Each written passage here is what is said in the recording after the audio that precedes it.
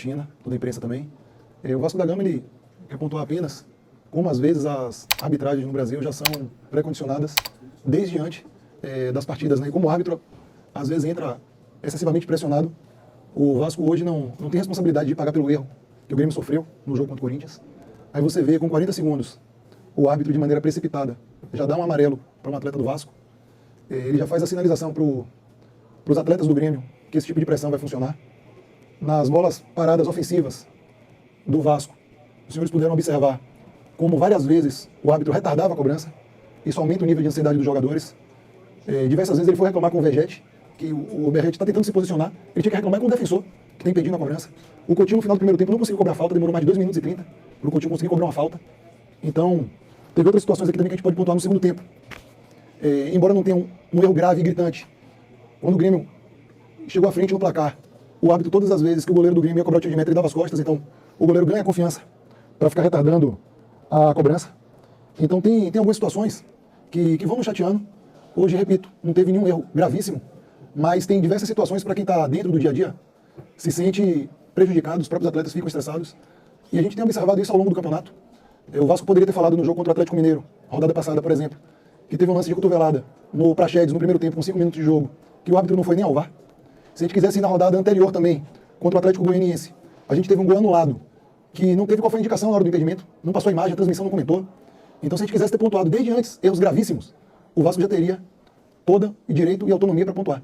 Então a gente tentou aguentar para não aumentar esse nível de pressão na arbitragem, mas chega uma hora que parece que se os clubes não se posicionam em público, a comissão de arbitragem presidida pelo Dr. Wilson Seneme não toma uma providência.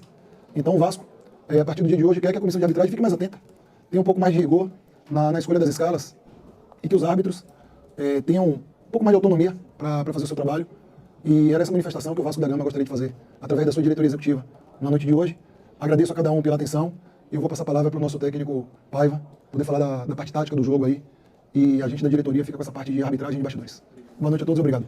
Jogo muito atípico, né? Saiu demais do que a gente achou que pudesse controlar o jogo, né? A chuva, o estado do campo nos atrapalhou demais de tentar jogar, né? Então a gente sabia que era um jogo de disputa, né? De muita disputa, jogo de segunda bola, jogo que qualquer escorregão no meio ali gerava uma transição perigosa e foi exatamente isso que aconteceu, né?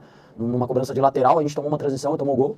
A gente sabia que o jogo ia ser condicionado muito em bola parada também, acho que a gente teve algumas chances ali na bola parada que a gente não conseguiu concluir em gol. E é um jogo que sai muito do contexto normal, né? De novo, um jogo de muita briga, muita luta, muita segunda bola, mas a gente não conseguiu fazer o gol. O que você está imaginando, projetando para a sequência do Campeonato Brasileiro? E também sobre o Coutinho e o próprio Payet, que hoje no campo adverso não tem como eles se destacarem como o torcedor vascaíno gostaria. Então, o que você pondera sobre isso? Obrigado. O Campeonato Brasileiro é muito difícil, né? Falo isso o tempo todo, para mim é o campeonato mais difícil que tem, né? E a gente vê nas últimas 2 rodadas algumas equipes que estavam lá na parte de baixo começaram a pontuar, e a gente que estava pontuando muito, já estamos 2 jogos sem pontuar. É muito difícil quando você não pontua, né? Então a gente precisa logo retomar, principalmente as vitórias, né? A gente sabe que quarta-feira tem o jogo mais importante do ano pra gente, a gente tem total consciência disso, a gente não pode deixar que essas 2 derrotas atrapalhem a gente, principalmente psicologicamente, nossa confiança não pode abalar, porque a gente tem que estar muito preparado.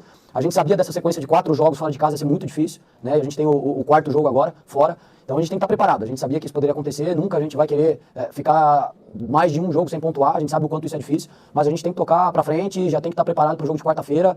A respeito de Coutinho e Payet, realmente é um jogo que eles não conseguem mostrar o potencial que eles têm, né? Apesar de tanto o Coutinho quanto o Payet terem conseguido, em alguns momentos, demonstrar o potencial que tem, mas a gente espera que nos próximos jogos aí a gente consiga desenvolver melhor nosso jogo.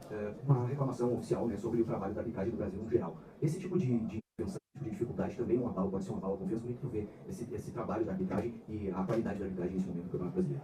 Acho que o Marcelo já falou sobre a arbitragem, não vou entrar muito. Acho que, claro, dificulta, assim, a gente tenta sempre passar para eles, pro árbitro não ser a estrela principal do jogo, né? Então acho que a gente tenta passar isso para eles o tempo todo, para os atletas, né, sobre isso, a gente focar no jogo, focar no que a gente pode controlar, né? A arbitragem a gente não controla, e eu acho que é esse o caminho que eu vou trabalhar com os atletas, né? A gente focar realmente no que a gente pode mudar, no que a gente pode fazer para o próximo jogo, a importância do jogo de mata-mata, e a arbitragem, acho que o Marcelo já falou, e a gente tem que seguir no que a gente pode controlar aí. Paiva, o Vasco vai pro 3º jogo com o time fora de casa, foi uma derrota agora, o 4º, né? Uma derrota para o Atlético Mineiro, uma sequência ruim e uma derrota para o Grêmio. Como é que chega esse time projetando o jogo da quarta-feira, que você já está dizendo que é o jogo mais importante do ano? Como é que você avalia 2 derrotas e ainda agora um jogo mata-mata pela Copa do Brasil? Difícil, né? Muito difícil. De novo, ficar 2 rodadas sem pontuar no Brasileiro é muito difícil, mas a gente está na 20ª rodada ou na primeira rodada do retorno, né? Ainda a gente tem o tempo para recuperar, mas o jogo de mata-mata não dá tempo, né? Então esse jogo a gente tem que tratar aí com uma particularidade especial. É importantíssimo a gente tentar passar de fase, fazer um grande jogo, um primeiro jogo para tentar levar o jogo para São Januário. A gente sabe lá, a gente é muito forte, então a gente tem que estar focado no jogo de mata-mata, levar como tem que ser, com muita responsabilidade, competir muito e trabalhar muito para a gente poder reverter esse momento aí. E gostaria que você falasse sobre o Adson. O Adson foi um desfalque hoje. Qual o tamanho desse desfalque para o Vasco? E também se pudesse explicar as mexidas. O Emerson Rodrigues e o Marco pessoalmente chamaram a atenção a saída desses 2 jogadores. O Emerson, ao meu ver, estava fazendo uma boa partida no primeiro tempo. Você o sabe, o Paulo Henrique para jogar um pouco mais avançado. Então, explicasse um pouco sobre o Adson, se ele volta de fato, e a respeito das mudanças, né, do que você queria com as mudanças que fez nesse jogo. Obrigado.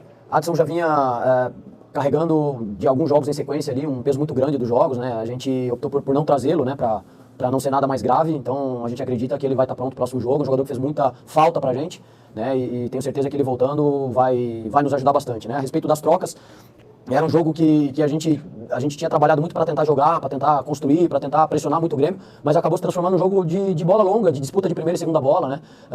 As bolas o Grêmio conseguia ganhar a maioria das segundas bolas ali, machucou um pouco a gente, 1-1 do Soteldo estava nos machucando um pouco, né? A bola estava chegando mais na área do que a gente gostaria, da nossa área, e a gente foi ali para 3 zagueiros para tentar rebater melhor essa primeira bola, né?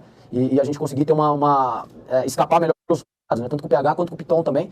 Acho que logo no início ali a gente conseguiu até em alguns momentos saiu um pouco melhor pelo lado, só que na sequência a gente tomou o gol, né? Então foi muito estratégico ali mesmo. O Michael sentiu um desconforto na posterior, né?